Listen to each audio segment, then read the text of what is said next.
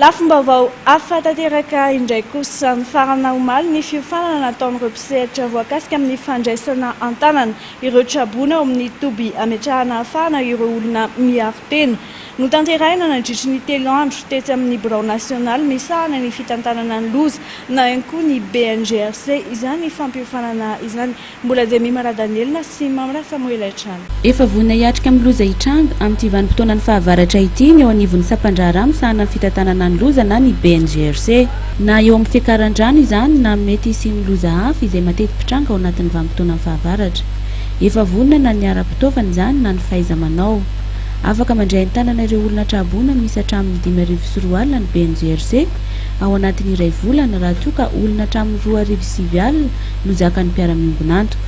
Izany indrindra no antony sy ny fampiofanana 3 andro an'ireo olona voakasika amin'ny fandraisan-tanana ireo trabona izay misy 30 notarihina avy ao amin'ny vondrony iraisam-pirenena misahana ny fifindra-monina. BNGRC moa zany dia fiofanana mikasika amin'ny fitantanana an'ireo toby mety ametrahana ny olona raha ohatra ka hoe misy tondradrano na haitany na mety misy loza voajanahary na tsy voajanahary miatra eto amintsika ka voatena findra-monina ny olona.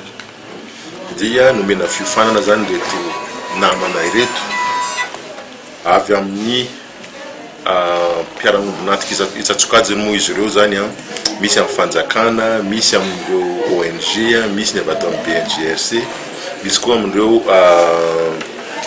bailleur zany miaraka miasa amintsika mba anana ny fahaiza-manao rehefa ohatra ka misy ny toe-javatra toy izay.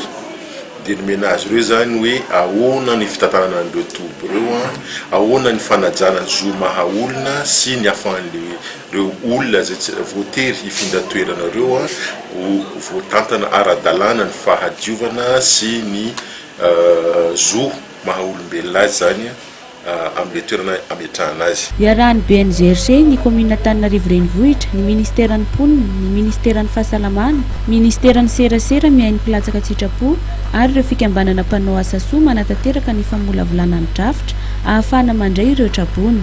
Favomolavolana izay miainga amin'ny lesona tamin'ny zava-niseho teo aloha. Toerana 5 izao no fantatra fa andraisana ireo olona trabona eto Antananarivo renivohitra raha toa ka eo amin'ny 12 ireo toerana ahafahan'ireo olona miaro tena eto Antananarivo sy ny manodidina.